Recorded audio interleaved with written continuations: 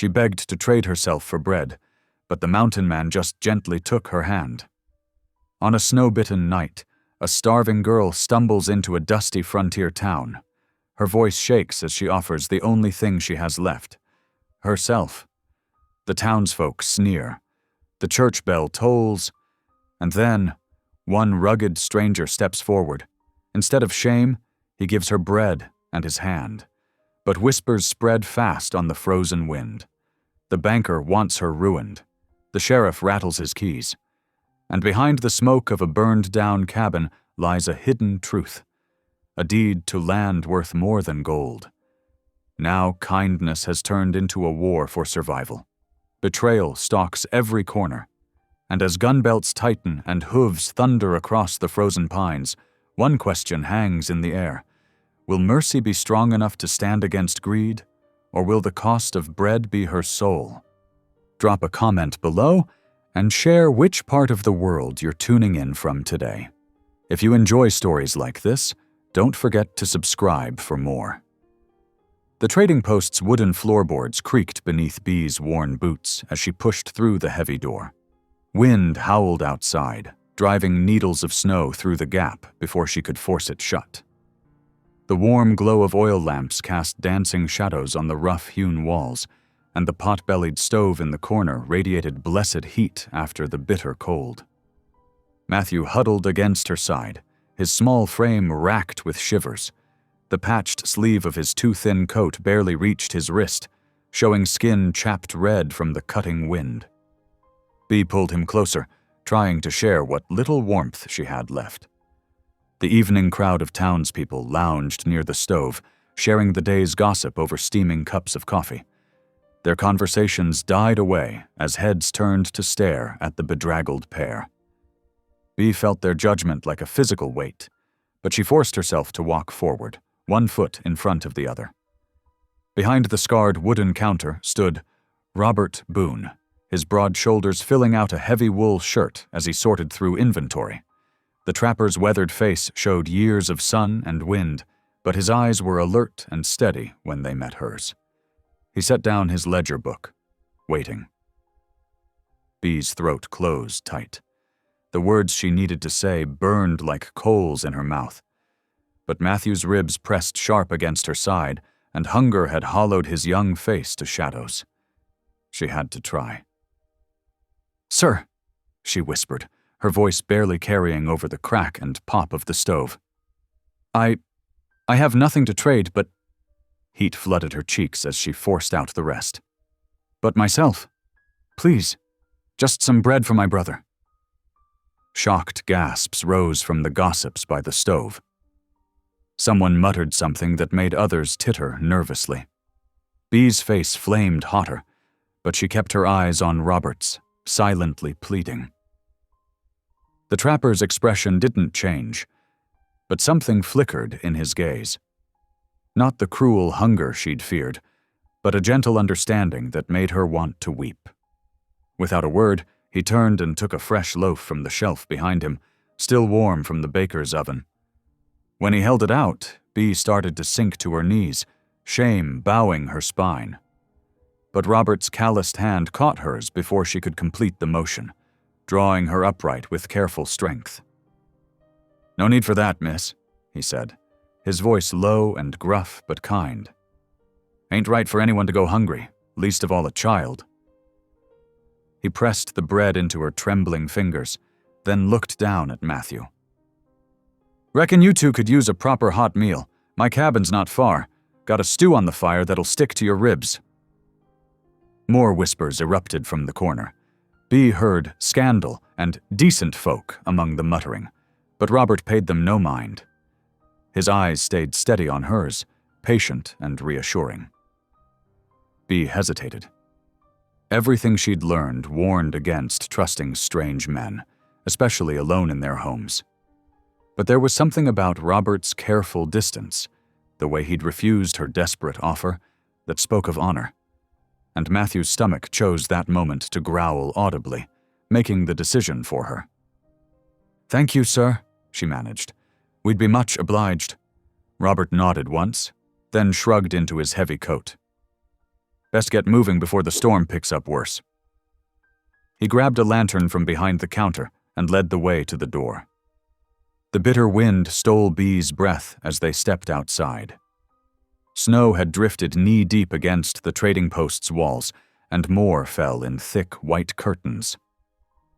Robert lifted the lantern high, its glow creating a small sphere of visibility in the swirling white. Matthew stumbled on his first step into the deep snow. Without comment, Robert handed the lantern to Bee and scooped the boy up onto his broad shoulder. Matthew tensed at first, then gradually relaxed as the trapper's steady stride carried them forward. They trudged through the drifts in single file, Robert breaking trail while Bee followed in his footsteps. The wind drove tears from her eyes that froze on her cheeks. Her feet had long since gone numb, and exhaustion dragged at every step. But ahead, a warm yellow glow gradually emerged from the storm. Lamplight in Robert's cabin windows, promising shelter and heat. Bee watched Matthew's head nodding against Robert's shoulder, fighting sleep despite the cold.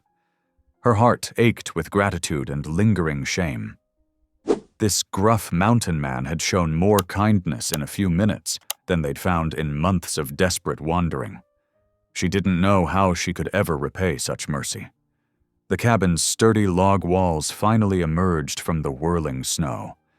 Robert stamped his boots on the porch, then shouldered open the door. Warmth and the rich smell of cooking food washed over them as they stumbled inside. A cheerful fire crackled in the stone fireplace, and a pot of stew bubbled on its iron hook. The single room was neat and spare, but clean, with a narrow bed in one corner and a table with 2 chairs. Dried herbs hung from the rafters, and a stack of split wood stood ready beside the hearth. Robert set Matthew down gently near the fire. The boy swayed on his feet, exhaustion finally overtaking him now that they'd reached safety. Bee guided him to sit on the bearskin rug, helping him remove his wet boots and coat. "Let those clothes dry by the fire," Robert said, hanging his own coat on a peg. "I'll dish up some stew." He moved to the hearth with the ease of long habit, ladling generous portions into 3 wooden bowls. Bee's hands shook as she accepted her serving, the rich steam bringing water to her mouth. But she made herself wait until Matthew had his, watching to make sure he didn't burn himself in his eagerness to eat. Robert settled into one of the chairs, leaving them space on the rug. "Eat up," he said simply. "There's plenty more in the pot."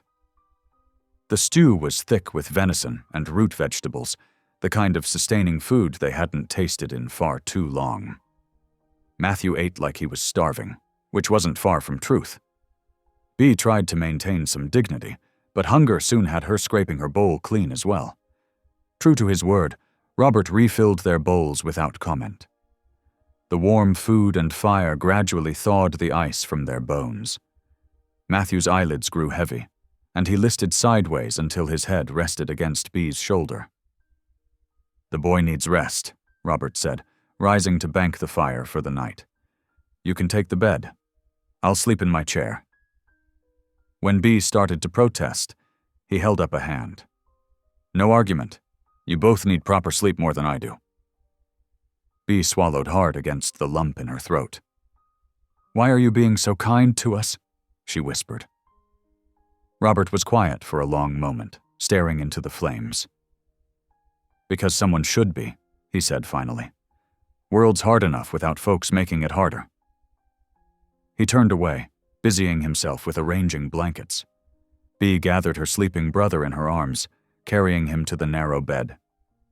As she tucked the quilts around him, a tear slipped down her cheek. Not from cold this time, but from the first faint stirring of hope she'd felt in months. The lamplight caught Robert's profile as he settled into his chair, throwing his strong features into sharp relief. In that moment, he looked like an guardian angel sent to answer her desperate prayers. Bee sent up silent thanks as she curled beside Matthew, letting exhaustion finally claim her.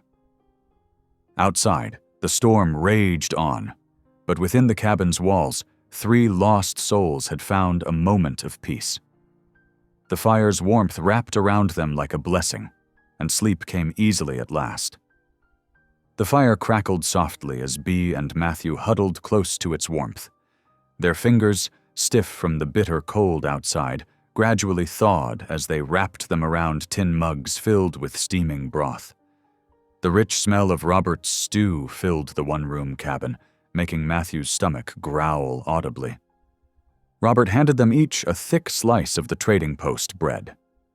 Matthew tore into his portion eagerly, crumbs falling onto his shabby coat. Bea watched him with a mixture of relief and lingering shame, forcing herself to take small, measured bites of her own piece, despite her gnawing hunger. Her mama had taught her better than to eat like a starving animal, no matter how desperate things got. "There's more where that came from," Robert said quietly, noting her restraint. He moved around the cabin with practiced ease, gathering extra blankets and quilts from a wooden chest. The cabin itself was simple but tidy. A few copper pots hung from hooks near the stone fireplace, and dried herbs dangled from the rafters, filling the air with their dusty sweetness. A narrow bed stood in one corner, its quilt worn but clean. A rough-hewn table with 2 chairs occupied the other side of the room, while pelts and tools lined the walls.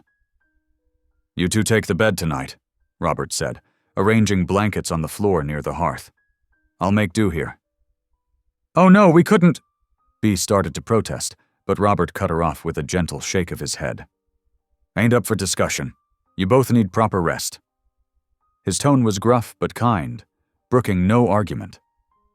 As the evening deepened, the storm outside grew fiercer.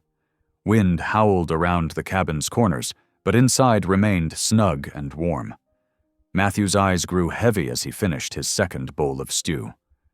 Soon, he was nodding off where he sat, and Bea guided him to the bed, helping him remove his boots. "Thank you," she whispered to Robert as she tucked the quilts around her brother. The trapper just nodded, already settling onto his makeshift pallet by the fire. Bea lay awake for a long while, listening to the storm rage outside. Matthew's breathing beside her was steady and deep for the first time in days. The sound of it eased something tight in her chest. On his bedroll, Robert's own breathing soon fell into the regular rhythm of sleep. Morning came with pale sunlight filtering through frost-covered windows. The storm had passed, leaving the world outside transformed into a glittering white expanse. After a breakfast of cornmeal mush sweetened with molasses, Robert took them on a tour of the cabin yard. Fresh snow blanketed everything, but Bea could make out the marks of daily life beneath. Sled tracks leading to the trees, a neat woodpile stacked against the cabin wall, and a small smokehouse that sent up wisps of fragrant smoke. Several rabbit pelts were stretched on frames to dry, and a line of snowshoes hung from the cabin's eaves. "Matthew, come here," Robert called, leading the boy to the woodpile. He selected a small log and positioned it on the splitting block. "Watch careful now." With patient hands, he showed Matthew how to place the hatchet and swing it true. The boy's first attempts went wide, but Robert guided him until he successfully split a piece of kindling. Matthew's face lit up with pride. "Did you see that, Bea?" he called excitedly. "I did it." "Sure did," Robert said, ruffling the boy's hair. "Keep at it and you'll be splitting proper logs before long." Watching them, Bea felt her throat tighten. She hadn't seen her brother smile like that since before their father died. The memory of her desperate offer at the trading post burned fresh in her mind, making her cheeks flame despite the cold.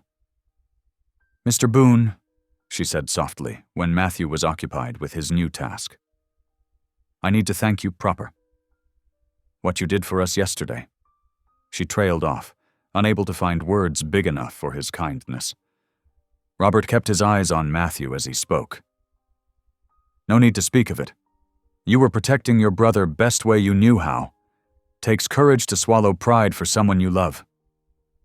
Later that morning, they made their way back to town for supplies. Robert insisted on buying them each warm wool socks and mittens from the general store. As they walked down the street, Bee became aware of whispers following in their wake. "That's her, the tramp girl from the trading post. Living in sin with that mountain man, mark my words. Poor creature, selling herself for bread." Bee kept her eyes fixed on the ground, her face burning. Beside her, Robert's jaw tightened, but he kept walking steadily, his broad shoulders shielding her from the worst of the stares. Matthew, blessedly oblivious, chattered about the peppermint stick Robert had bought him. The whispers seemed to chase them all the way back to the cabin. As they put away the supplies, Bee's hands shook slightly. She waited until Matthew was occupied with his new task of stacking kindling before approaching Robert by the fire. "Why did you help us?" she asked quietly. "You don't know us from Adam." Could have been thieves or worse. Robert was silent for a long moment, staring into the flames. When he finally spoke, his voice was rough with memory. "Because no one helped me when I needed it."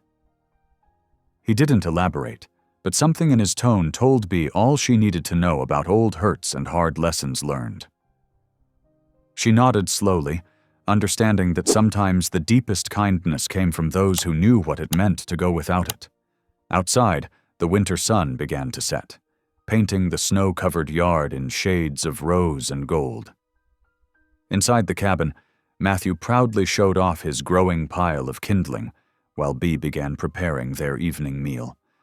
Robert watched them both with quiet satisfaction, as if their presence had filled some empty space he hadn't known needed filling.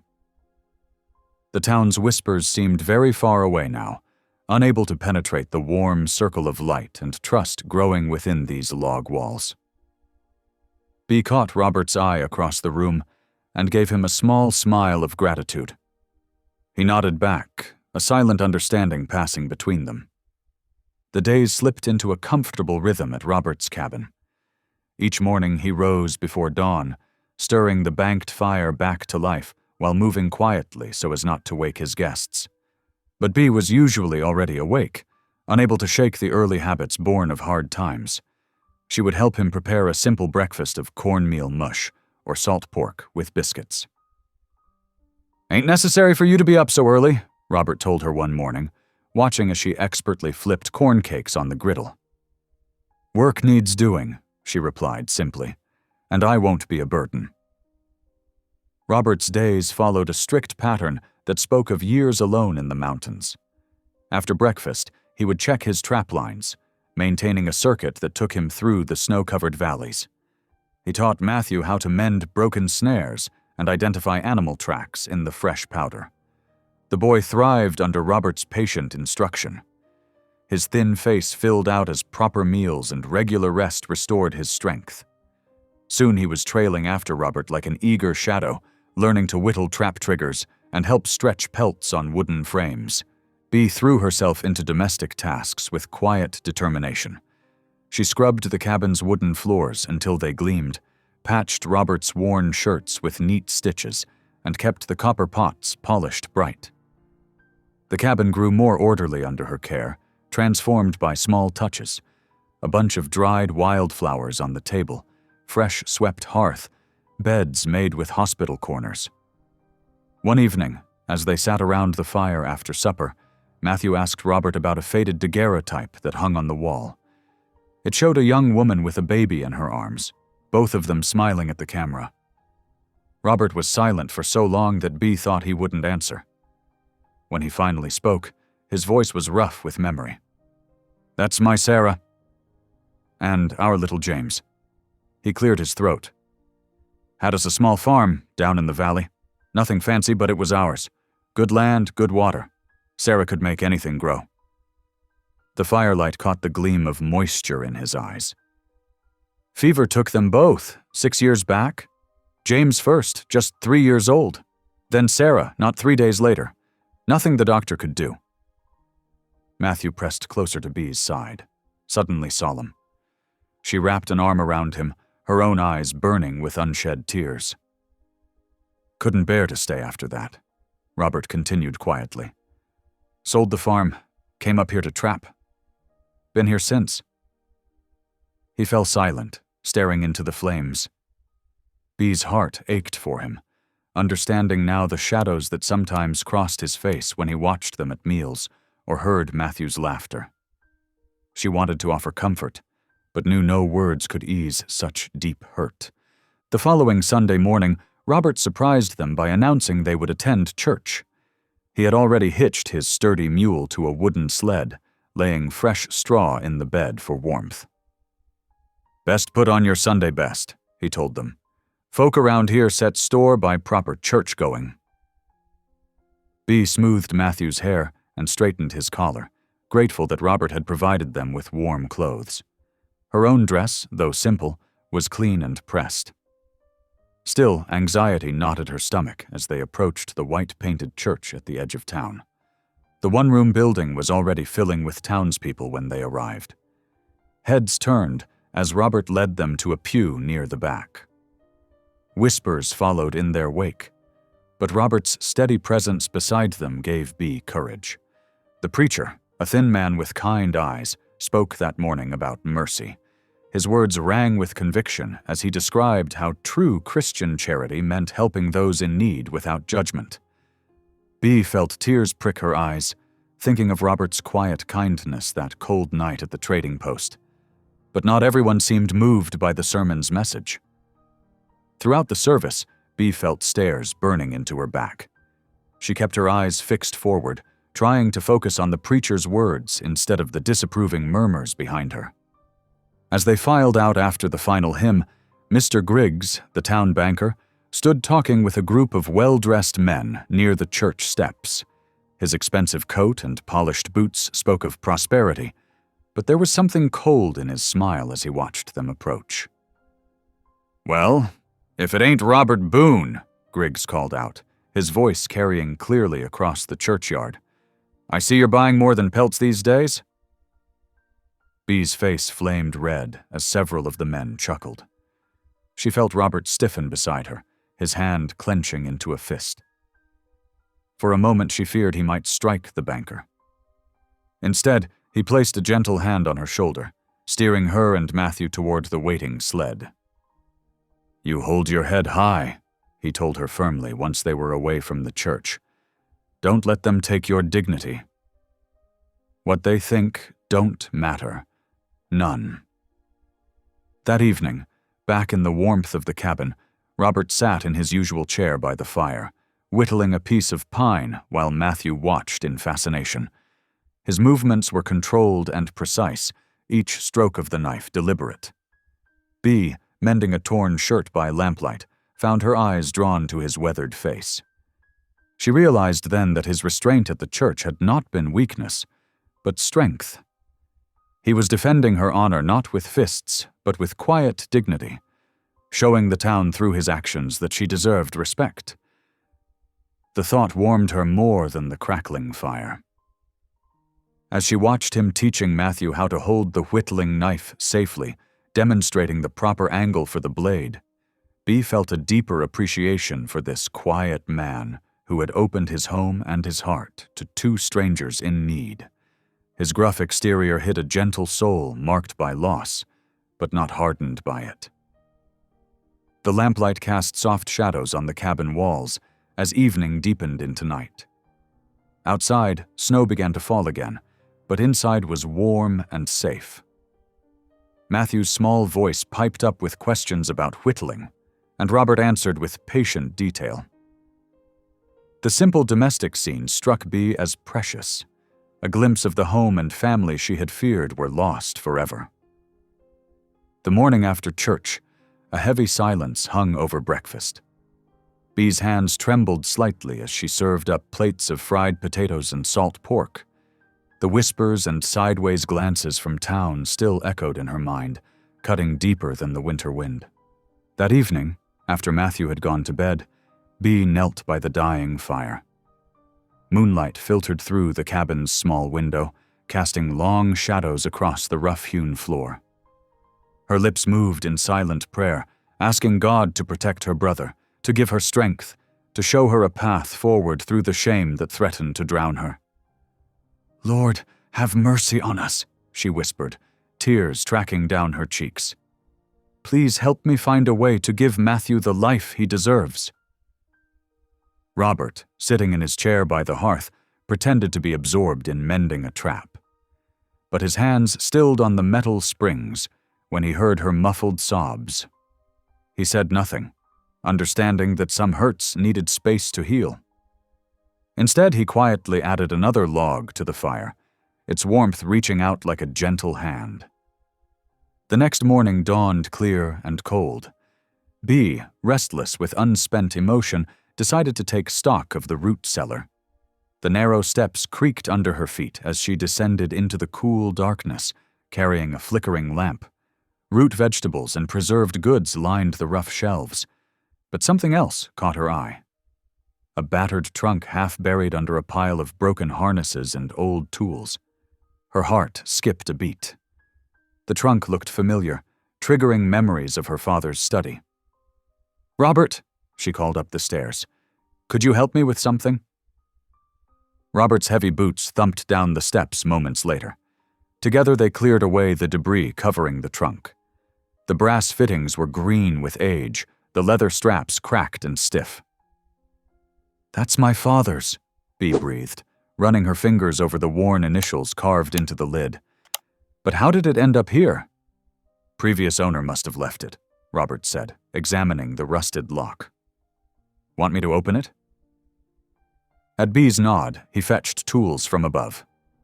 The lock surrendered with a protesting screech. Bee's hands shook as she lifted the lid, releasing the musty smell of long-stored memories. Inside lay her father's old clothes, carefully folded but eaten by moths. Beneath them, she found bundles of letters tied with faded ribbon, and at the very bottom, a leather document wallet. "What's this?" she murmured, working the stiff clasp open. Inside, she found several papers, yellow with age. As she unfolded the topmost document, her eyes widened. "Robert," she gasped, "look at this." He held the lamp closer, illuminating elaborate handwriting and official seals. "It's a land deed," he said slowly, scanning the text. "Dated 15 years ago, granting ownership of 100 acres, including—" He paused, expression sharpening with recognition. "The Big Spring by Cottonwood Creek." Bee's breath caught in her throat. "The spring?" "But that's where the railroad surveyors have been taking measurements. They say it's the only reliable water source for miles." Robert nodded grimly. That spring would be worth a fortune to the railroad. They'd need it for their steam engines. He studied the deed more carefully. "This here's got your father's signature, properly witnessed and recorded. By rights, that spring belongs to you now, as his heir." Bee sank down onto an old crate, the document trembling in her hands. "All these years I thought father left us nothing but debts. But he had this hidden away." Her voice broke. "This could change everything for Matthew and me." They carried the trunk upstairs, where the light was better. Matthew slept on, unaware of the discovery that could transform their future. Robert built up the fire while Bee spread the papers on the table, examining each one carefully. "There's more here," she said, sorting through the documents. "Letters from the land office, survey maps, even correspondence with the railroad company from years ago." She looked up at Robert, hope blazing in her eyes for the first time since he'd met her. "This proves the land was legally my father's." Robert sat down heavily in his chair, his expression troubled. "It won't be simple," he warned. "That banker, Griggs, he's been working with the railroad men. If your father really owned that spring, then someone's been keeping mighty quiet about it all these years." He leaned forward, voice low and urgent. "They won't give up that claim without a fight." Bee clutched the deed tighter, her knuckles white. "But it's rightfully ours. The law must protect that." "Law's only as good as the men enforcing it," Robert said carefully. "And money has a way of bending justice." He studied her determined face in the firelight. "We need to move careful-like. Get these papers somewhere safe before word gets out." "The preacher," Bee said suddenly. "Reverend Parker. He spoke of mercy, but he also preaches about justice. and he has a safe in his study for the church documents." She met Robert's eyes. "Would he help us?" Robert considered this, slowly nodding. "Reverend's a good man. More importantly, he ain't beholden to Griggs or the railroad, but we'll need to get these papers to him quiet-like, when no one's watching."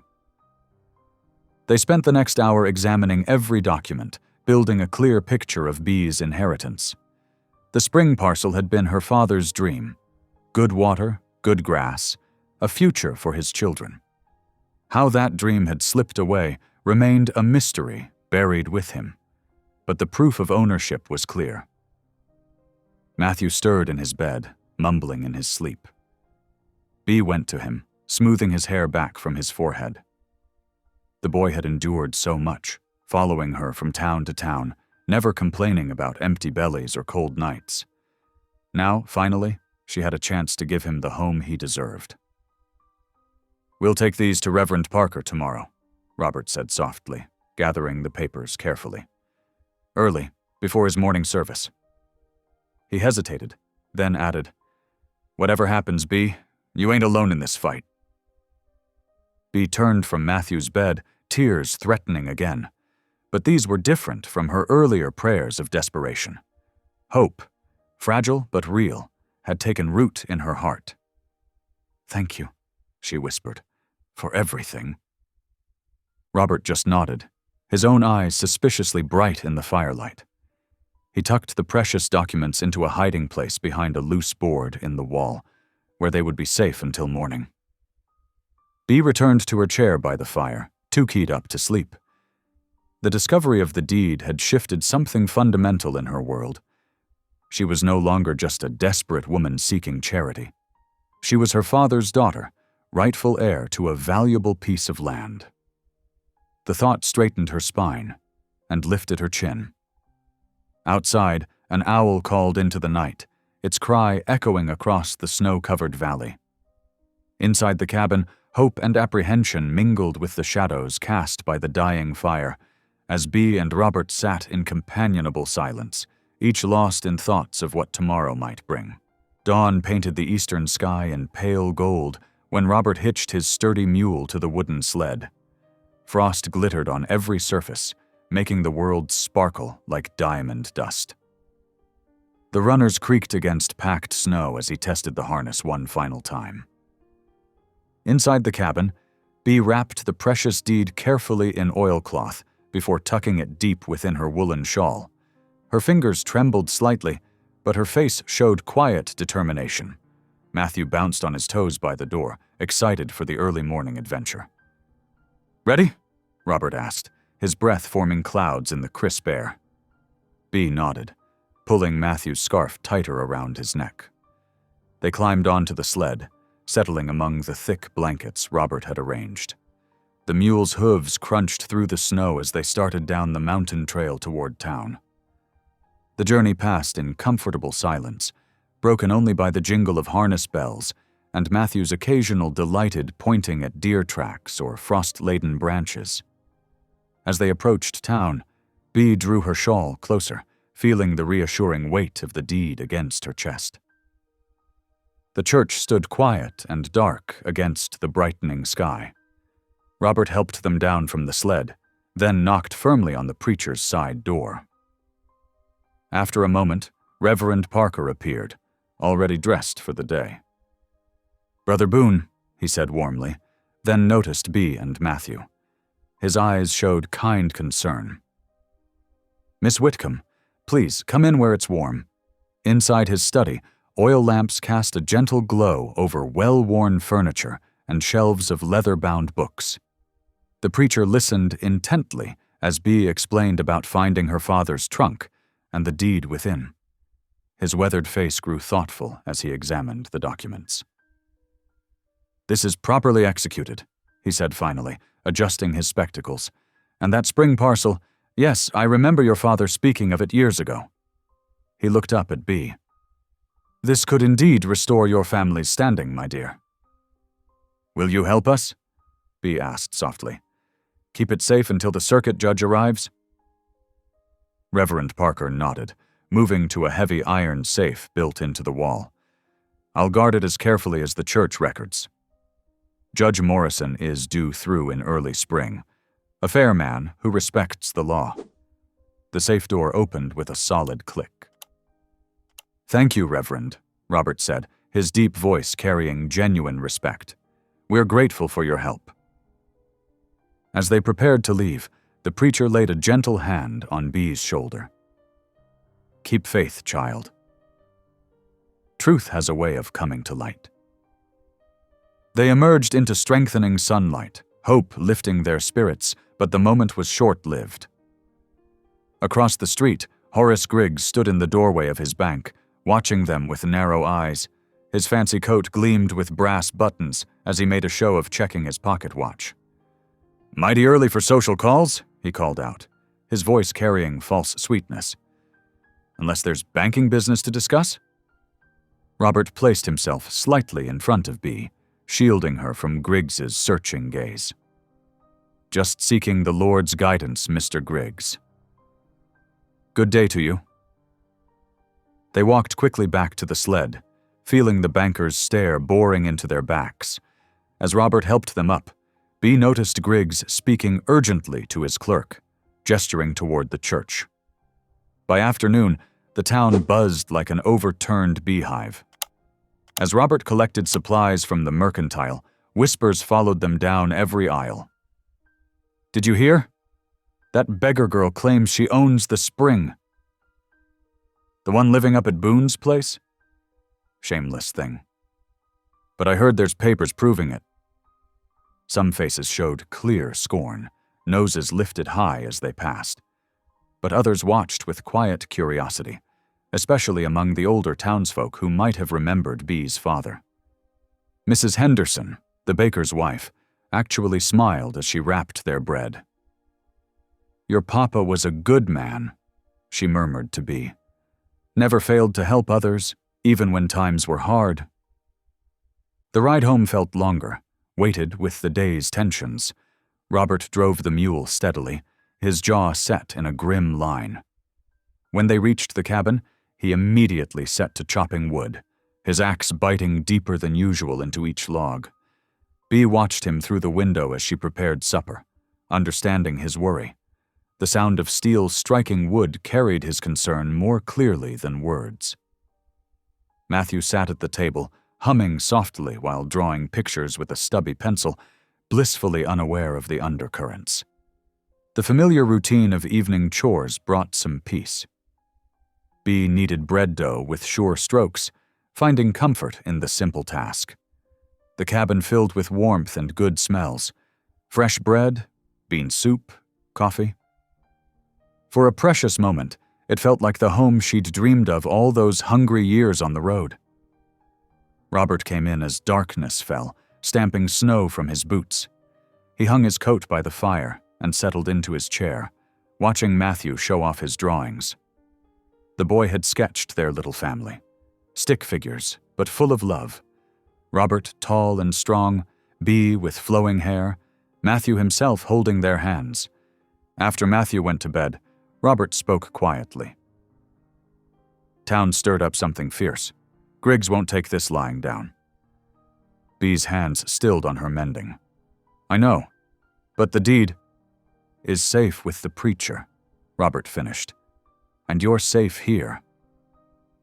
He leaned forward, firelight deepening the lines around his eyes. Your father's land makes you stronger than their lies, Bee. Don't forget it. She nodded, touched by his faith in her.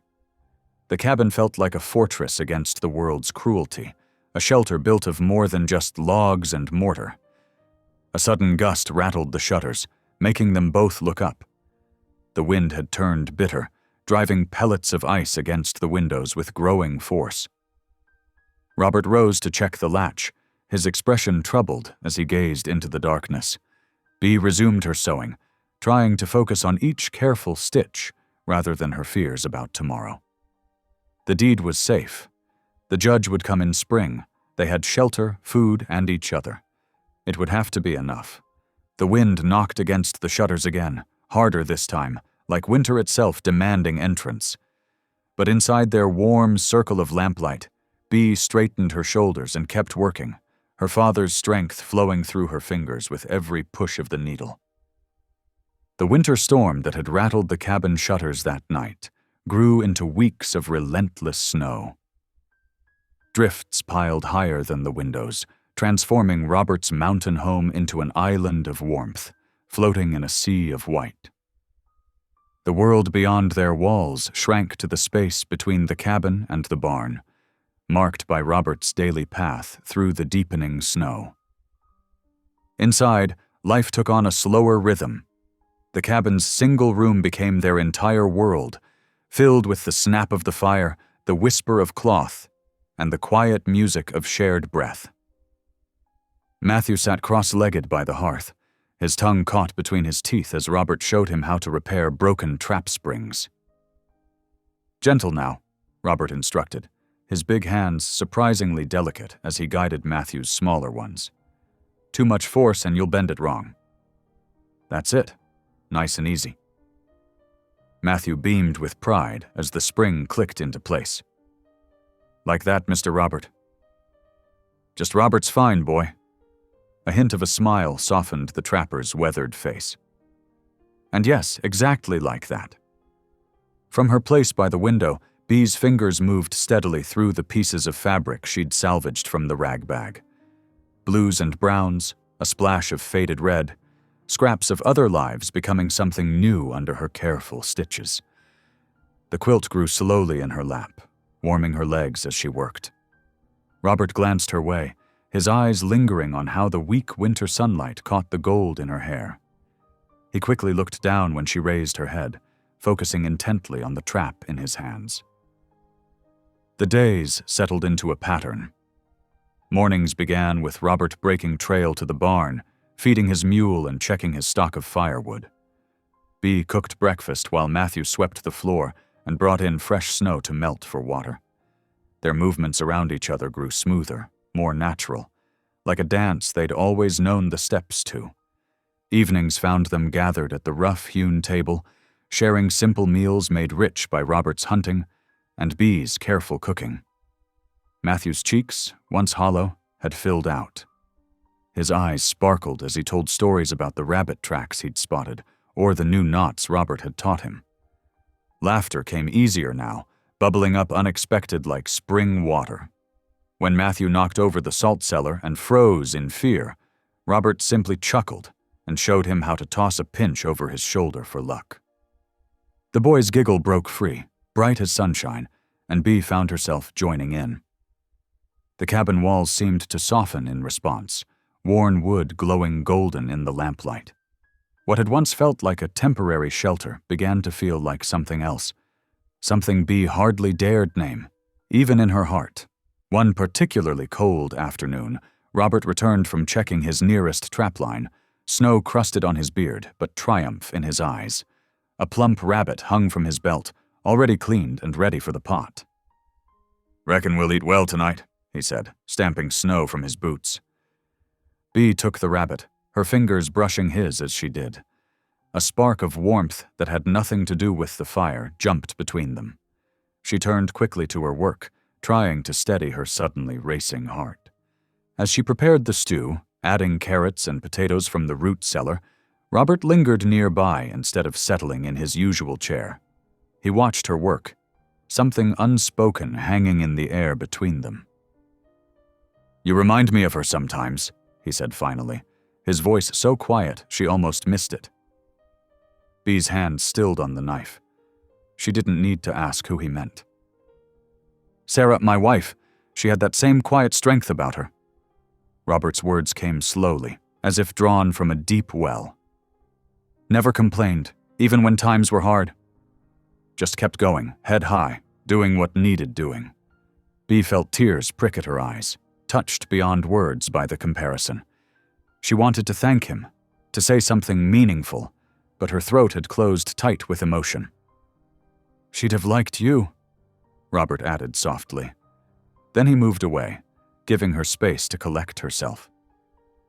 Matthew's excited chatter about the trap repairs filled the silence as they ate. The rabbit stew steamed in their bowls, rich and hearty. Bea noticed how Robert made sure Matthew got the choicest pieces, just as her own father once had.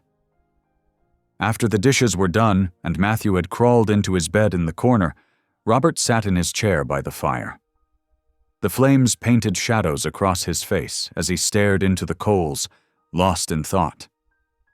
Bea took up her mending, but she felt his gaze drift to her more than once. When she finally looked up, the gentleness in his eyes made her breath catch. There was something there that hadn't been before, or perhaps had been there all along. Unspoken? It unnerved her, this quiet tenderness from a man who had seemed so stern that first night at the trading post. Robert's hands, usually so sure, fidgeted with his pipe. He opened his mouth as if to speak, then closed it again, turning back to the fire. The silence between them hummed with things unsaid. Later, as Bea knelt beside her bed for her nightly prayers, she found herself stumbling over familiar words. Her heart felt too full, too uncertain. Hope was a dangerous thing for someone who had learned to expect so little from life. "Lord," she whispered finally, "I don't know if I'm strong enough for this. Please." She paused, uncertain what exactly she was asking for. Protection? Guidance? The courage to trust in happiness again? Matthew's soft snores filled the darkness. From his pallet by the hearth, Robert's steady breathing joined the night's quiet chorus. Outside, snow continued to fall, blanketing their little world in pristine white. Bea climbed into bed, pulling her new quilt up to her chin. The squares of fabric she'd stitched together caught the last gleam of firelight, pieces of the past becoming something new, something whole. Like the family they were slowly becoming, whether she dared to admit it or not. Sunday morning dawned crisp and clear, the fresh snow glittering like diamonds in the weak winter sun. Bea stood before the cabin's small mirror, fumbling with trembling fingers to pin her best collar straight. The thought of facing the townspeople again made her stomach clench. "We're going," Robert said firmly, reading her hesitation as he helped Matthew button his coat.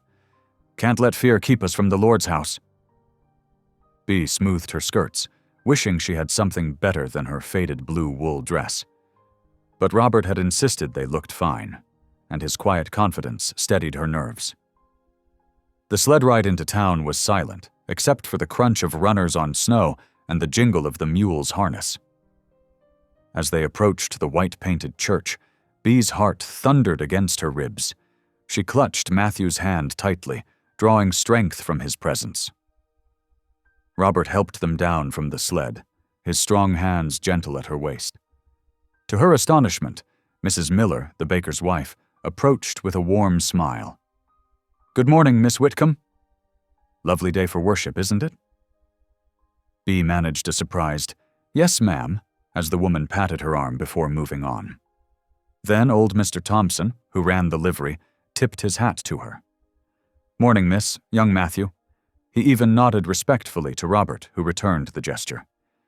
These small kindnesses, though simple, felt like cool water on parched earth. Bea's steps grew steadier as they entered the church, though she still felt some stares burning her back as they took their usual seats near the rear. The little church was full today, warmth from the pot-bellied stove competing with the chill drafts that snuck through the windows. Hymn books rustled as the congregation settled. Bea noticed Mr. Griggs sitting rigidly in his customary front pew, his expensive coat setting him apart from the town's more modest dress. The preacher mounted his pulpit, his kind face serious as he opened his Bible. His text was from the Gospel of John, "And ye shall know the truth, and the truth shall make you free." As the sermon unfolded, his words seemed aimed like arrows at the banker's stiff back.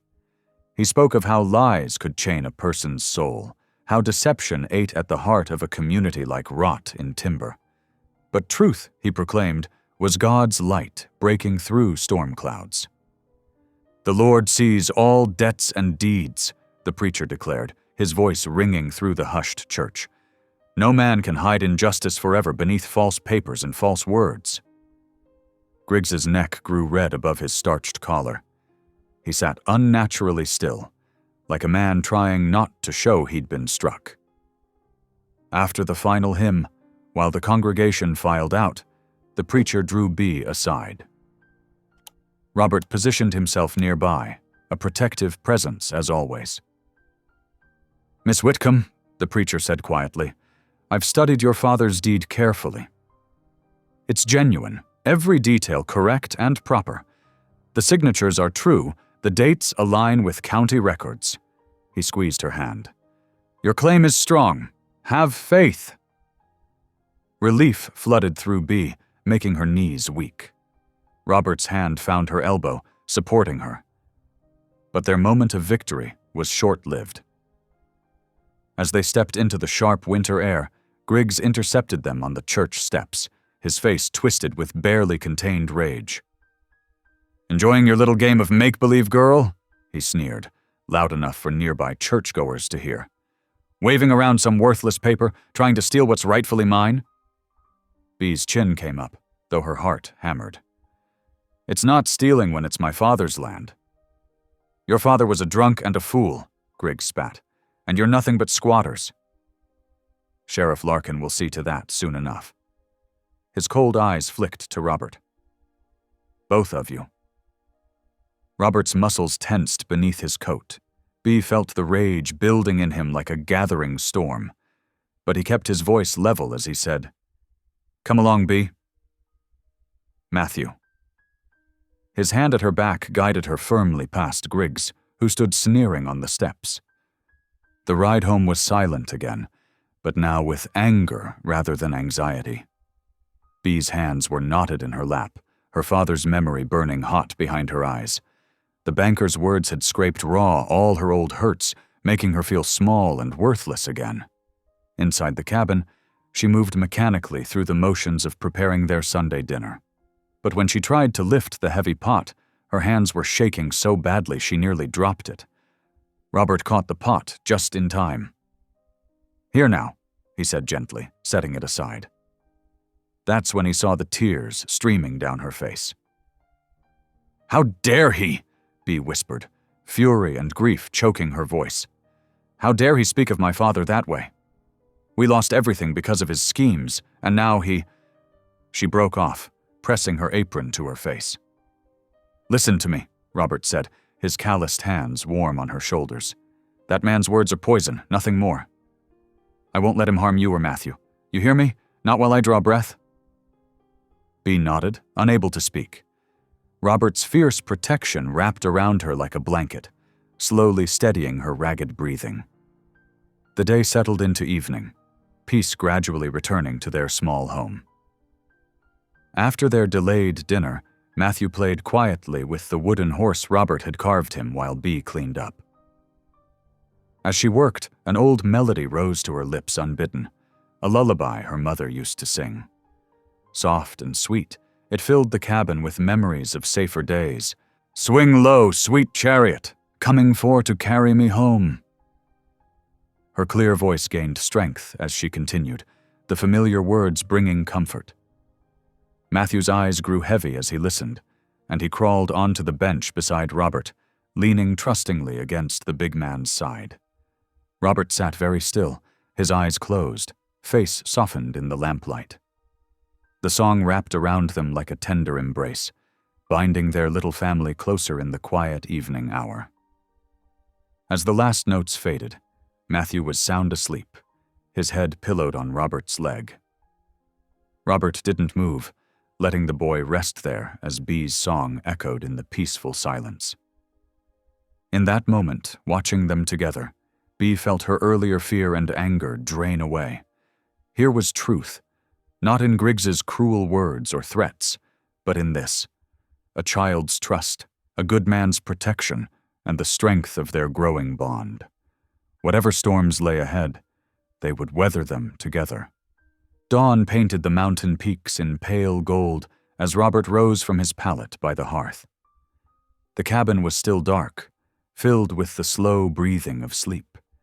He moved quietly, pulling on his heavy coat and checking his gear for the morning's trapline. A floorboard creaked. Robert turned to find Bea standing there, Matthew drowsy but eager beside her. "We want to come with you," Bea said softly. If you don't mind the company." Robert's weather-worn face softened. "Reckon I could use the help." "Bundle up warm, both of you. It's bitter out there." Bea wrapped Matthew in 2 wool scarves and helped him into his patched coat. Her own preparations were simpler, just her shawl and Robert's spare mittens. The big man watched, noting her thin clothing with a frown, but said nothing. They stepped out into the crystalline morning, their breath clouded in the frozen air as Robert led them toward the tree line. Fresh snow had fallen overnight, smoothing the landscape into pristine white waves.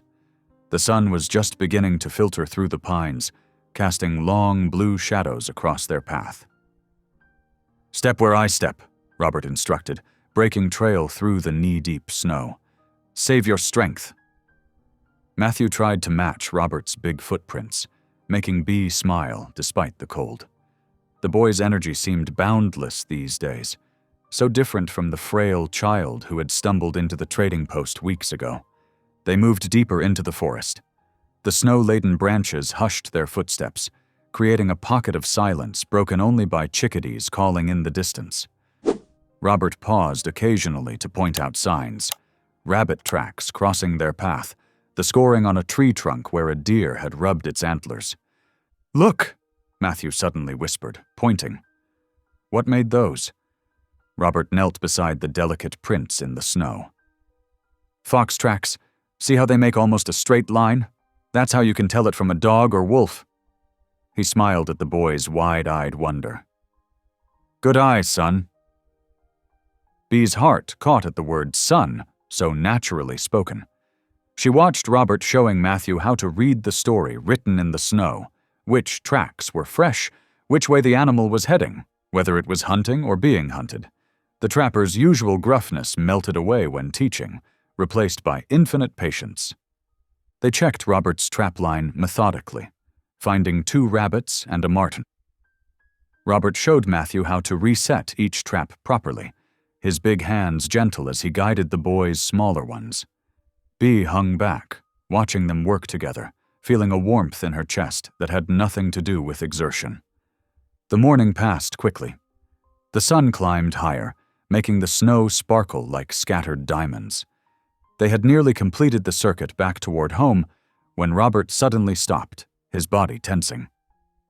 "What's wrong?" Bea asked, but then she saw it too, a dark smudge of smoke on the horizon, rising from exactly where the cabin should be. "No," Robert breathed. Then louder, "Run!" They crashed through the woods, abandoning any attempt at careful tracking. Matthew stumbled in the deep snow, and Robert scooped him up without breaking stride. Bea's lungs burned as she struggled to keep up, branches whipping past her face. They burst from the tree line into their clearing, and Bea's heart stopped. Flames were consuming the cabin, red tongues licking through the roof timbers. The heat hit them like a wall even from 50 yards away. "Matthew, stay with your sister." Robert thrust the boy into Bea's arms and sprinted towards the inferno. "Robert, no!" Bea screamed, but he was already shouldering through the door, vanishing into the smoke. Endless seconds ticked by. Matthew began to cough, the thick smoke rolling across the yard. Bea pulled him away, trying to shield him from the worst of it, but the boy's coughing grew worse. Finally, Robert staggered out, clutching his rifle and a few supplies. His face was black with soot, his coat scorched. He had barely cleared the door when the roof timbers gave way with a tremendous crash, sending a geyser of sparks into the winter sky. Bea sank to her knees in the snow, tears freezing on her cheeks as she watched their home collapse in on itself. Matthew's coughing had turned into a horrible wheezing sound that terrified her. The crunch of approaching hoofbeats made them turn. Several neighbors were riding hard into the yard, too late to do anything but witness the destruction. "Dear Lord," Mr. Thompson said, dismounting quickly. "We saw the smoke from town." "Are you all hurt?" Robert's face was terrible to see, rage burning in his eyes. "This was no accident," he growled. 2 of Griggs's men were seen riding this way at first light. Miller's boy spotted them on his paper route. "The banker's behind this?" Mrs. Peterson gasped.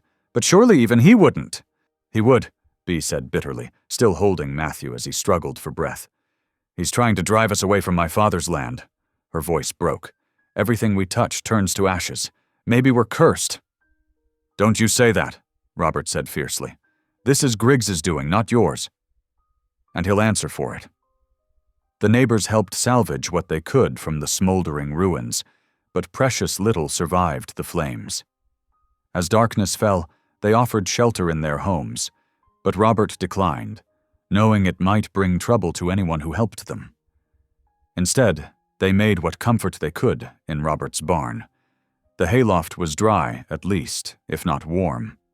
Bea made a nest of horse blankets, cradling Matthew close as his breathing gradually eased. The boy had finally stopped coughing, but his face was pale, and he clutched at her like he had in those desperate days before finding Robert. Robert sat at the edge of the loft, rifle across his knees, staring out into the night. The dying flames of their cabin cast just enough light to show his profile, hard as granite. Bea watched him, seeing how his hands clenched white-knuckled on the rifle stock, hearing his breathing harsh with suppressed fury. The cold crept in despite the blankets. Bea shivered, pulling Matthew closer, trying to warm him with her own body. Their breath made little clouds in the darkness. The barn creaked around them, so different from the snug cabin that had briefly been home. "Try to sleep," Robert said softly, not turning around. "I'll keep watch." But sleep was long in coming. Bea lay awake, listening to Matthew's labored breathing, feeling the weight of loss press down on her chest. Everything they had built here, the fragile peace they had found, all of it was ashes now, just like her father's legacy, just like every hope she had ever dared to hold. In the darkest hour before dawn, she finally drifted into uneasy dreams, tears frozen on her cheeks, while Robert maintained his vigil and the ruins of their home smoldered in the snow. The pale winter dawn crept through the barn's weathered boards, casting thin strips of light across the hayloft. Robert had kept his vigil through the night, watching frost patterns form on the windows, while Bea and Matthew huddled under horse blankets. Now, as the first rays touched Matthew's face, Robert frowned at the sound of the boy's breathing, rough and uneven, like a rusty pump working against itself. He knelt beside the makeshift bed, pressing a calloused hand to Matthew's forehead. The skin felt clammy rather than hot, but the boy's chest rose and fell with visible effort. Each breath wheezed through his throat, the sound making Robert's own chest tighten with worry. Bea stirred at his movement, her eyes flying open with the startled awareness of someone used to danger. "Matthew?" She sat up quickly, reaching for her brother. "His breathing. It's worse than last night." "Easy now," Robert said, but Bea was already unwrapping the blankets, her hands trembling. "He's so pale," she whispered, touching Matthew's cheek. The boy barely stirred. "Robert, what if it's fever? Like you're—" She stopped herself, but Robert heard the unspoken words. "Like your wife and child." "We're getting him to Doc Wilson," Robert said firmly, standing up. "Right now." Bea nodded, swallowing hard. "But how?" "He's too weak to ride, and the snow." Robert was already moving, climbing down the ladder to the barn floor. "There's lumber from the old pig pen. I can rig a sled, not pretty, but it'll hold." He began gathering tools, his movements quick and purposeful. "Keep him warm. I'll have it ready in half an hour." The makeshift sled took shape under Robert's hands, rough boards lashed together with leather straps, runners carved from curved fence posts. He padded it with straw and the remaining horse blankets, creating a nest that would keep Matthew off the cold wood. Bea helped him lower the boy into the sled, wrapping him in every blanket they could spare. Matthew's eyes fluttered open briefly. "Pa?" he mumbled, reaching for Robert. Robert's heart clenched at the word. "Right here, son. We're taking you to get fixed up proper." He squeezed the small hand, then tucked it back under the blankets. The walk to town was slow and grueling. Robert pulled the sled while Bee walked alongside, steadying it over rough patches.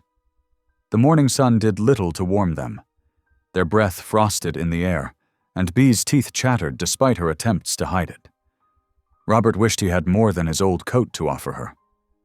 Doc Wilson's house sat on the edge of town, its windows already lit against the dawn. The doctor opened his door at their knock, took one look at Matthew, and ushered them inside without a word. His wife appeared with hot coffee while the doctor examined the boy. "Smoke inhalation?" Doc Wilson said finally, straightening up. "Lungs are irritated, but I don't hear pneumonia yet. We'll give him willow bark tea for the inflammation, and mullein to help clear his chest." He began measuring herbs into paper packets. "Keep him warm and quiet for at least a week. Any fever, you bring him straight back." Relief softened Bee's face. "Thank you, doctor. I don't have money, but I can work." "None of that now," Doc Wilson said gruffly. "Just get this boy well." Robert touched Bee's shoulder. "I need to see about supplies. Food, blankets. The general store should be opening." "We'll watch over them," Mrs. Wilson assured him.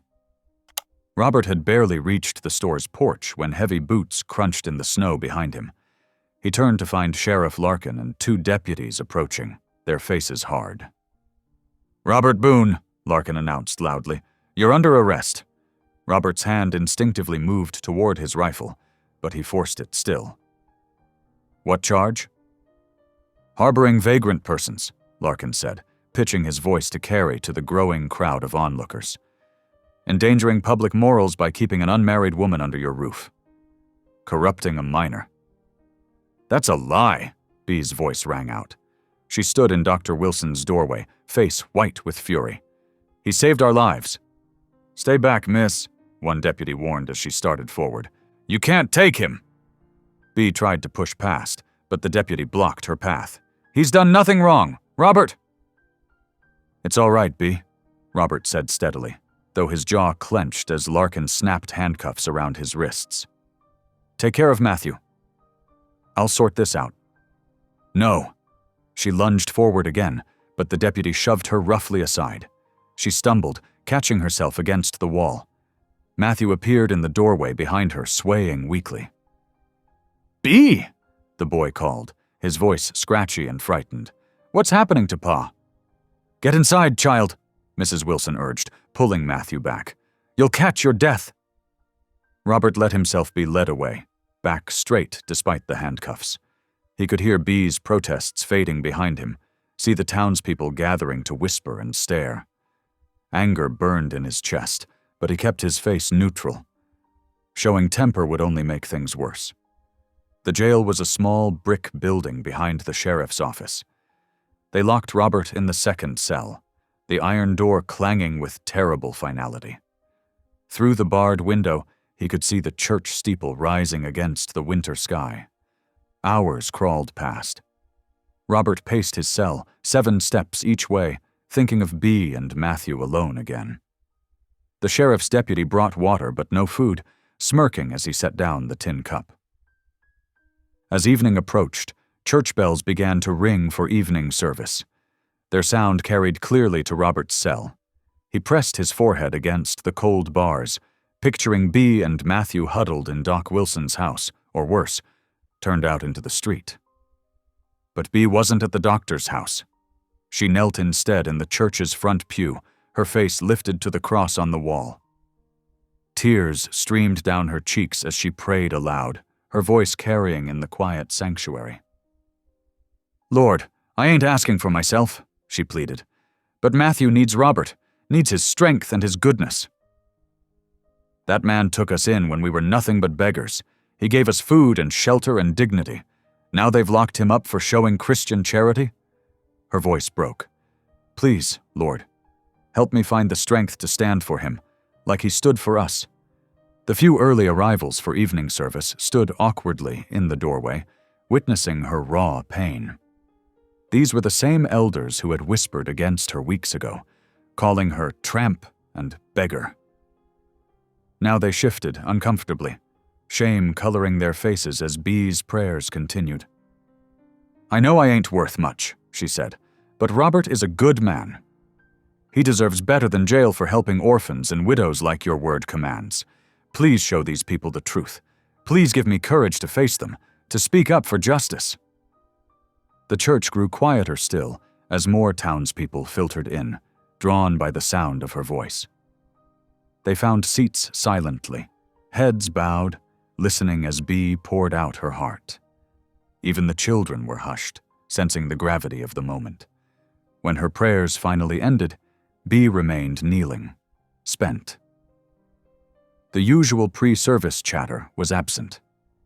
Instead, the congregation sat in heavy silence, weighted with shared guilt. Old Tom Henderson, who ran the largest ranch outside town, was the first to approach her. He cleared his throat roughly. "Miss Whitcomb? My buggy's outside. Let me take you home." Bee raised her tear-stained face. "Thank you, Mr. Henderson, but no.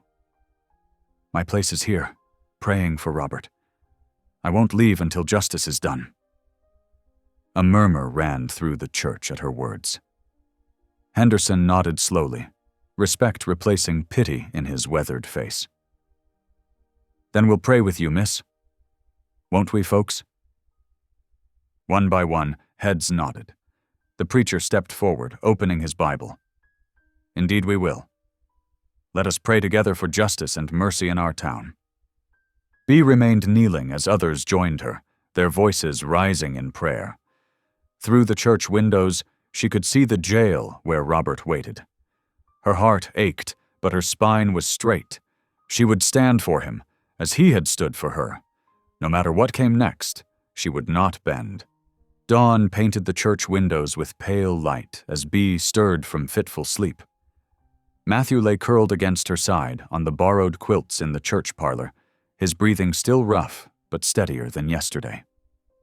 She brushed his dark hair back from his forehead, checking for fever. His skin felt cool, thank heaven. "I promise Robert will come back to us," she whispered, though Matthew slept too deeply to hear.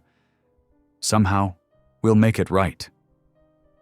The preacher's wife had left them bread and milk for breakfast. Bee made Matthew eat, though her own stomach churned with worry.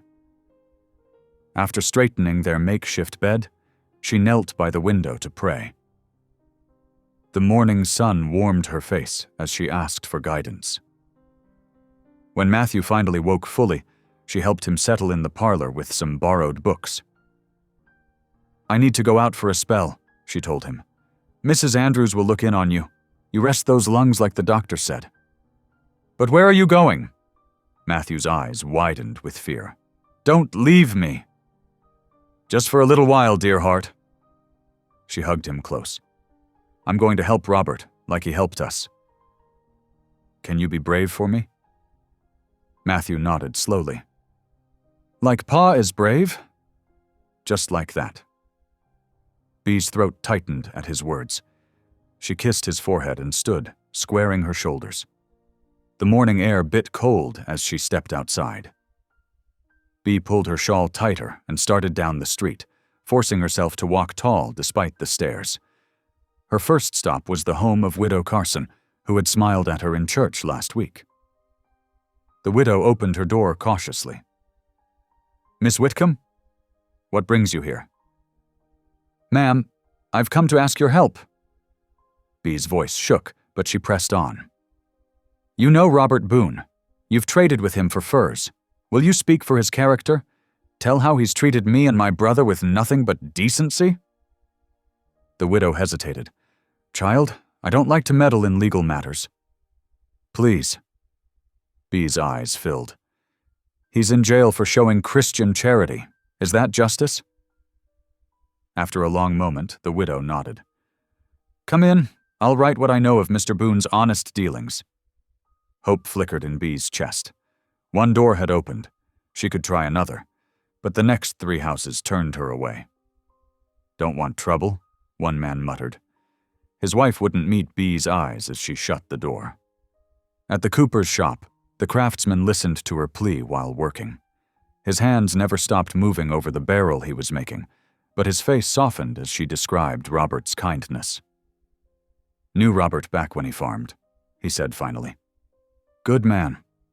Lost his Mary and the baby to fever, near broke him. But he never turned mean like some do." He set down his tools. "I'll write what I know, miss. Man deserves fair treatment." By midday, Bee had 6 statements vouching for Robert's character. The preacher helped her compose a formal letter to present to the judge, his pen scratching as she dictated the events that had brought them to Robert's cabin. "The truth rings clear in your words," he told her. "Keep gathering these testimonies. Truth and persistence can move mountains." Word of Bee's mission spread through town. In the saloon, men argued over their drinks about Robert's arrest. "Ain't right, locking up a man for helping orphans," declared old Tom Henderson, thumping his glass on the bar. "My own grandpa near died in a blizzard till mountain men took him in. That's frontier law. You help them in need." "But living under his roof, unmarried?" someone countered. "Ain't proper." "Proper?" Henderson snorted. "What's proper about letting children freeze?" Robert Boone's got more Christian charity in his little finger than some folk who warm church pews every Sunday. In the general store, ladies whispered behind their hands as they chose calico. But Mrs. Wilson, the doctor's wife, spoke up firmly. "That girl has nursed her brother day and night," she said, "and Mr. Boone has behaved with perfect propriety. I've seen it with my own eyes when they came for medicine. If more men showed such restraint and kindness, this town would be better for it." In the jail, Robert sat on his narrow cot, remembering another winter day years ago. Mary had been making bread, her belly round with their child, when the fever struck. He'd lost them both within a week. The memory still cut like a knife. Now he worried for Bee and Matthew, alone again, because they'd trusted him. He should have known better than to think he could protect them. His fists clenched as he pictured Bee facing town prejudice alone. "Brought you some soup," the deputy announced, sliding a bowl through the bars. "Courtesy of the preacher's wife." Robert looked up, surprised. The deputy shifted uncomfortably. "That girl of yours has been making rounds, telling folks how you took them in." Some are starting to listen. "She's not my girl," Robert said quietly. "She's a good woman who deserved better than what life handed her. I just tried to help." The deputy was silent a moment. "My ma was widowed young," he said finally. "If someone had helped her like you helped them—" He didn't finish, just walked away, keys jingling at his belt. As evening fell, Bee returned to the church parlor, exhausted but hopeful. Matthew ran to hug her, then doubled over, coughing. "Easy now." She helped him back to their makeshift bed. "How are your lungs feeling?" "Better." He curled against her side. "Did you help Pa today?" "I tried." Bee stroked his hair. Many people remember his kindness. They're writing letters for the judge, telling how good and honest he is. Will that make them let him go? I pray it will. Bee's voice caught. The Lord sees truth, even when people try to hide it. We have to trust his timing. Matthew was quiet a moment. I miss him, he whispered. I know, dear heart. Bee held him closer. I miss him too. She hummed softly until Matthew fell asleep, though her own eyes stayed open long into the night. The church creaked around them, familiar now after 2 nights under its roof. Through the window, she could see stars scattered across the black sky like diamonds. Lord, she prayed silently, give me strength to keep fighting. Show these people Robert's true heart, like you showed it to me. Don't let darkness win. Her faith flickered like a candle flame, small but steady, refusing to die.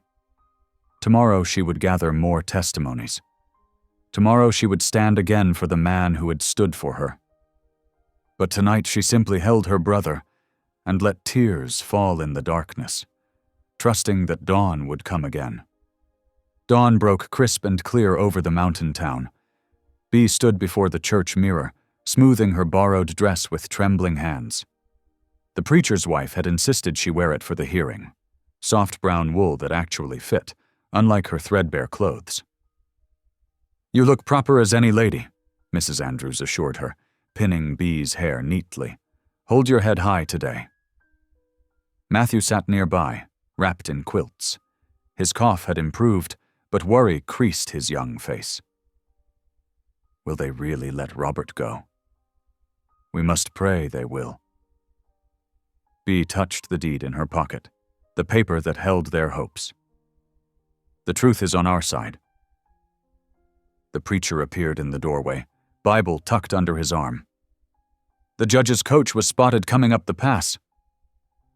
Are you ready, Miss Whitcomb?" Bea nodded, though her stomach churned. She kissed Matthew's forehead. "Stay here with Mrs. Andrews. I'll be back soon." Outside, frost sparkled on bare tree branches. Townsfolk hurried toward the courthouse, whispering as Bea passed. She kept her eyes forward, the preacher's steady presence beside her like a shield. The courthouse was already crowded when they entered. Griggs sat near the front, his face twisted in a scowl. Several rough-looking men, his hired muscle, lounged against the back wall, watching Bea with hostile eyes. But scattered throughout the room were friendly faces, too. The widow Carson, the cooper, old Tom Henderson, and others who had written testimonies for Robert. They nodded encouragement as Bea took her seat. The judge arrived in a rustle of black robes, his weathered face stern. "Court is now in session," the clerk announced. "The matter of disputed land claims and the imprisonment of Robert Boone will be heard." Griggs rose first, his voice oily. "Your Honor, this is a simple case. That woman," he jabbed a finger at Bea, "is a vagrant who seduced an upstanding citizen. When arrested, Boone was harboring her illegally. Furthermore, she makes spurious claims about land ownership, trying to steal property rightfully designated for railroad development." The judge peered at Bea over his spectacles. "Young woman, do you have evidence for these land claims?" Bea's legs shook as she stood, but her voice remained steady. "Yes, Your Honor. My father's deed, witnessed and notarized." She withdrew the precious document from her pocket. The preacher stepped forward.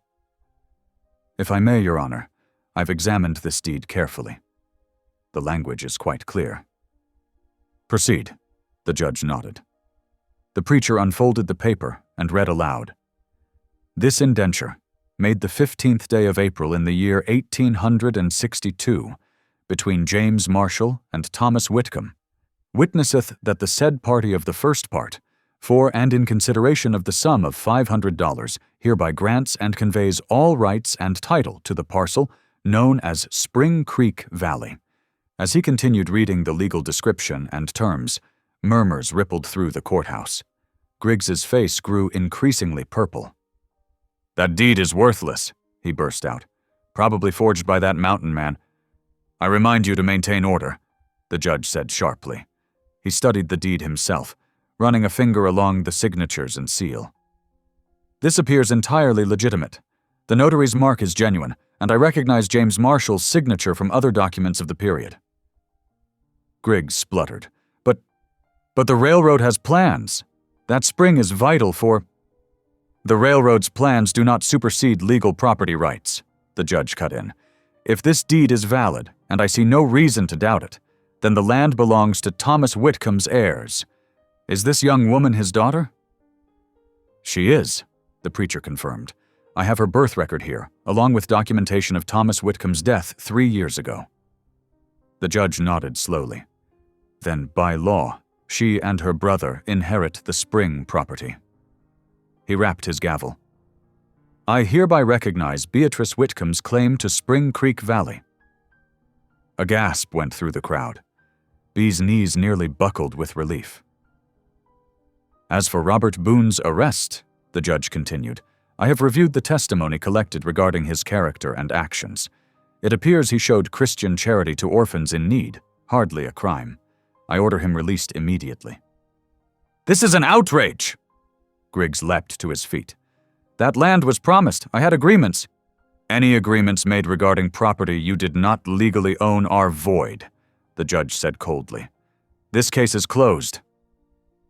Bea hardly heard the gavel bang again. Her heart soared, knowing Robert would be free. But as she gathered her papers with shaking hands, Griggs stormed over. "You'll regret this," he hissed. "No one crosses me and prospers. I'll see you run out of town. You and that mountain savage both." Before Bea could respond, the widow Carson appeared at her side. "Is there a problem, Mr. Griggs?" "This doesn't concern you," he snapped. "I believe it does." The cooper stepped up, arms crossed. "We're all neighbors here." More townspeople moved closer. The doctor's wife, old Henderson, the blacksmith, others who had vouched for Robert. They formed a protective circle around Bea, faces set with determination. Griggs's hired men pushed away from the wall, hands hovering near their gun belts. The tension in the room crackled like lightning about to strike. Bea's heart hammered, but she lifted her chin. "I won't be frightened away from what's rightfully mine," she declared, her voice carrying clearly. "My father worked that land honestly. Robert Boone helped us when no one else would. If you want to fight us, you'll have to fight all these good people too." The judge's voice cracked like a whip. "Any violence will be severely punished. Clear this courthouse now." Griggs glared hatred at Bea, but with a jerk of his head, he summoned his men and stormed out. The rest of the crowd began to disperse, many pausing to congratulate Bea or pat her shoulder. "The deputy's gone to release Robert," the preacher told her quietly. "Would you like to wait here?" Bea nodded, too overwhelmed to speak. She sank onto a bench, hands clasped tightly in her lap. After everything, the cold, the hunger, the shame, the fear, was it really possible they had won? The courthouse slowly emptied until only a few friends remained with her. Minutes crawled past like hours. Then boots scuffed in the doorway, and she looked up to see Robert standing there, unshaven but straight-backed. Their eyes met across the room. In that moment, all the words Bea had imagined saying fled her mind. She simply stood, tears spilling down her cheeks. Robert crossed to her in 3 long strides. "You did this," he said hoarsely. "You fought for both of us." "We all did," Bea whispered, gesturing to their supporters. "The whole town stood with us in the end." "Not the whole town," Robert's face darkened. "Griggs won't give up easily." "But he'll have to fight all of us," the cooper declared. "We've seen enough bullying in this town." Others nodded firmly. The preacher smiled. "God's truth has a way of gathering defenders once people open their hearts to see it." "Matthew's waiting at the church," Bea told Robert. "He'll be overjoyed to see you." "Then let's not keep him waiting." Robert offered his arm, proper as any gentleman. As they stepped into the morning sunshine, Bea felt hope unfurling in her chest like spring flowers after winter's frost. The iron door of the jailhouse creaked open. Robert emerged slowly, squinting in the bright morning light. His beard had grown ragged during his days behind bars, and his shoulders sagged with weariness, but his spirit remained unbroken. He paused on the wooden steps, breathing deeply of fresh air that wasn't tainted by the musty cell. Bea stood waiting in the street, her shawl pulled tight against the winter chill. In her hands, she held something wrapped carefully in clean cloth. Matthew fidgeted beside her, barely containing his excitement despite his lingering cough. Around them, a small crowd of townspeople gathered at a respectful distance, watching with mixture of shame and curiosity. Robert's boots thudded heavily on each step as he descended. When he reached the bottom, he stopped, overcome by the sight before him. Bea's eyes shone with tears as she stepped forward and unwrapped the cloth, revealing a fresh loaf of bread, still warm from the church kitchen's ovens. "Please," she whispered, offering it to him.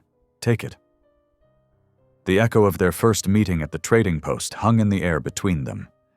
but now their positions were reversed, she offering sustenance to him in his moment of need. Robert's weathered hands trembled slightly as he reached for the bread. "Much obliged," he said hoarsely, his voice rough from disuse. Before he could say more, Matthew broke free from Bee's side and launched himself at Robert. "Pa!" the boy cried, wrapping his thin arms around Robert's waist. "Pa, you're back!" Robert staggered slightly, then dropped to one knee, gathering Matthew close. The boy's face pressed into his shoulder, tears dampening Robert's worn shirt. Something broke inside Robert's chest, a wall he'd built around his heart years ago, and his own eyes filled with tears. "Easy there, son," he managed, his voice thick with emotion. "That cough of yours ain't fully healed." As if to prove the point, Matthew's body shook with a few rattling coughs, but the boy's smile never dimmed. "Don't care," he declared. "You're home now." "That he is," Bee said softly, laying one hand on Robert's shoulder. The touch sent warmth spreading through Robert's tired frame. He looked up at her, seeing in her face all the worry and fear she'd carried while he was imprisoned. But he saw something else too: strength, pride, and a fierce determination that made his heart swell. "The preacher told me what you did," Robert said, rising to his feet while keeping one arm around Matthew. "How you fought for the truth, gathered folks to stand with us." Bee ducked her head modestly. "I couldn't let them keep you locked away. Not when you'd done nothing wrong except show kindness to those who needed it." The small crowd of onlookers had grown closer, and now the widow Carson stepped forward. "We've made up the church parlor for you all," she said. "It's warm there with a good stove." "And we've brought some things," added the cooper's wife, gesturing to a wagon where blankets and baskets were piled. "Food and quilts. It ain't much, but—" "We should have helped sooner," the blacksmith's daughter blurted out. "When you first came to town. We're powerful sorry for that."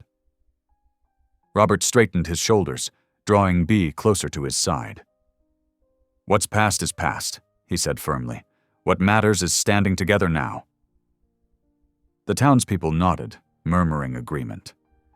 Several men stepped forward to help carry the donated supplies as they all made their way to the church.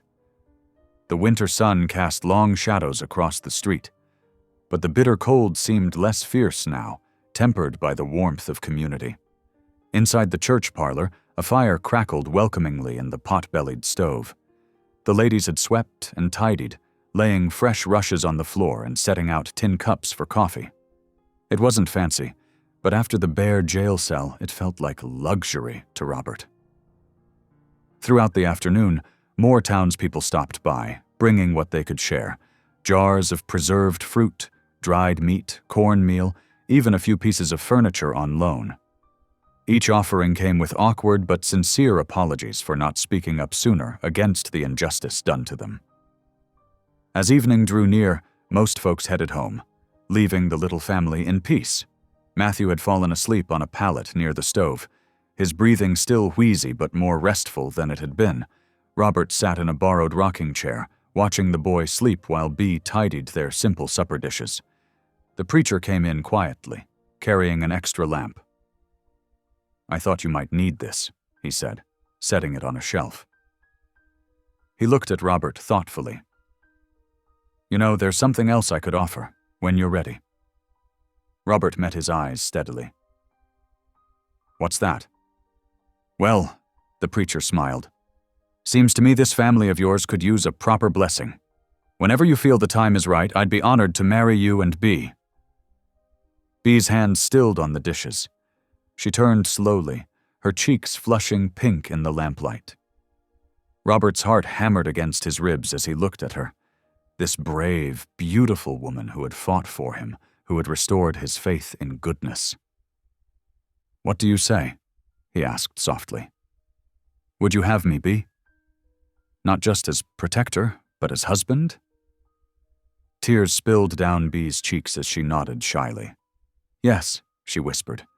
"Yes, I would." The preacher beamed. "Well then, We'll talk more when you've had time to rest and heal. For now, I'll bid you good night." He slipped out, leaving them alone with their sleeping boy. Robert stood and crossed to where Bee stood. Taking her work-roughened hands in his, he spoke with quiet intensity. "I'm going to rebuild. Not just the cabin, everything. We'll make something new and strong, the three of us together. On your father's land, by the spring." "Our land," Bee corrected gently. "Our home." Robert's thumb brushed across her knuckles. "I never thought I'd find hope again after losing my first family. But God had other plans, sending you and Matthew to that trading post that night." "He sent you to us too," Bee said, "when we had nothing left but prayer." They stood in comfortable silence, listening to Matthew's soft breathing and the pop of the stove's embers. Outside, snow began to fall, but its bitter chill could not reach them here in this moment of peace, surrounded by the simple gifts of neighbors and wrapped in the warmth of newfound love. Robert lifted Bee's hand and pressed it gently to his heart. No more words were needed. In that quiet gesture lay all their shared past and all their future promise. Hardship transformed by mercy, loneliness healed by love, and grace found in the most unexpected places. The mountain snow retreated inch by inch as March yielded to April. Tiny streams carved paths through dirty drifts, feeding the spring that bubbled eternal from Bee's inherited land. Each day brought new signs of winter's end. Returning birdsong, patches of muddy earth, and the sharp scent of pine sap running free. Robert stood amid fresh-cut timber, directing the barn raising with quiet authority. Around him, townsmen who had once turned their backs now worked shoulder to shoulder, their hammers ringing out across the clearing. The new cabin already stood proud, smaller than his old one, but sturdier, with proper windows and a stone chimney the mason had helped construct. "Careful with that beam," Robert called out as the men hoisted a heavy crosspiece. "Need it level for the roof to set right." Nearby, Matthew splashed through puddles, his boots caked with spring mud. His cough had finally cleared, leaving him with boundless energy that even the endless chores couldn't drain.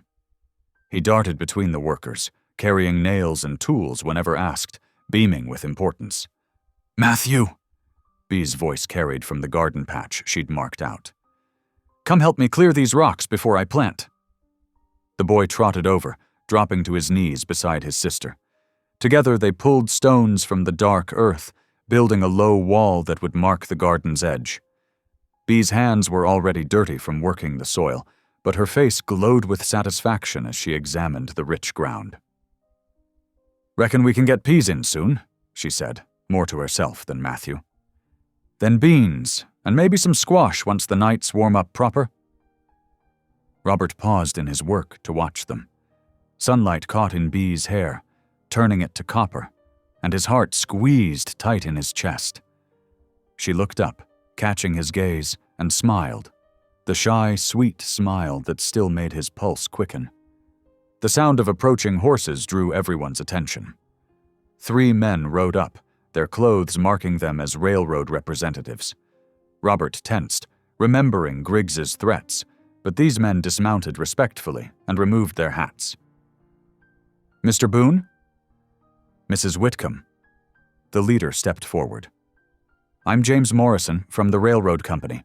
We'd like to discuss arrangements about accessing the spring, if you're willing." Bee stood, brushing dirt from her skirts. She moved to Robert's side, her chin lifted proudly. "What sort of arrangements?" Morrison laid out their proposal clearly: fair payment for water rights, guaranteed access for the Boone family, and a promise to protect the spring's natural flow. No underhanded threats, no attempts to steal the land through legal tricks. Robert listened carefully, then looked to Bee. "It's your decision," he said softly. "Your father's land." She squared her shoulders. "Our land now," she corrected him, then turned to Morrison. "We'll need everything in writing, witnessed by the preacher and judge." Of course, ma'am, Morrison nodded. We'll draw up proper contracts. After the railroad men departed, work resumed on the barn. By sunset, the frame stood complete against the purple mountain sky. The workers gathered their tools. Heading home with cheerful farewells and promises to return tomorrow, Robert and Bee stood together on their cabin's small porch, watching the sun sink behind the peaks. Matthew had fallen asleep inside, worn out from his day of helping. The spring air held a lingering chill, and Bee leaned closer to Robert's warmth. "Never thought I'd have this again," Robert said quietly, his arm tightening around her shoulders. "A home. A family. After Sarah and the baby died, I figured that part of my life was over." Bee's hand found his, fingers intertwining. "I never thought I'd find my dignity again," she whispered. "After Father died, with all the shame and whispers, I felt worthless. But you saw something in me that night at the trading post. Something I'd forgotten was there." "Saw your courage," Robert said. "Your strength. How you put Matthew before yourself, no matter what it cost you." He turned to face her fully. "You gave me back my heart, Bee. Showed me there was still goodness in the world." Tears sparkled in Bee's eyes, but she smiled. "And you gave us a home. More than that, you gave us hope." The last rays of sunlight painted the clouds rose and gold, blessing their land with gentle radiance. Below the cabin, the spring burbled its eternal song, promising life and renewal. Robert drew Bee closer, pressing a kiss to her temple, and together they watched night settle soft as a prayer over their hard-won piece of heaven. The little mountain church blazed with May sunshine that streamed through dust-flecked windows. Townsfolk filled every rough-hewn pew, their Sunday best brightening the humble space with splashes of color. At the altar, worn smooth by generations of prairie faithful, Robert Boone stood tall in a clean black coat, his usual stern expression softened by joy he couldn't quite hide. Matthew fidgeted beside him in new boots, his hair slicked down with water, though one stubborn cowlick refused to lay flat. The boy clutched a small Bible, his chest puffed with importance at his role as ring-bearer. A ripple of movement drew every eye to the back of the church. Bee stood in the doorway, sunlight haloing her figure. She wore a simple blue dress sewn by the minister's wife, with white wildflowers tucked in her copper-bright hair. Her steps were steady as she walked down the aisle, chin lifted with quiet dignity. The preacher's words rang clear in the hushed sanctuary. "Dearly beloved, we gather today to join these two souls." His weathered face creased with genuine pleasure as he led them through their vows. Robert's deep voice never wavered. "I, Robert, take thee, Bee." His rough hands were gentle as he slipped the plain gold band onto her finger.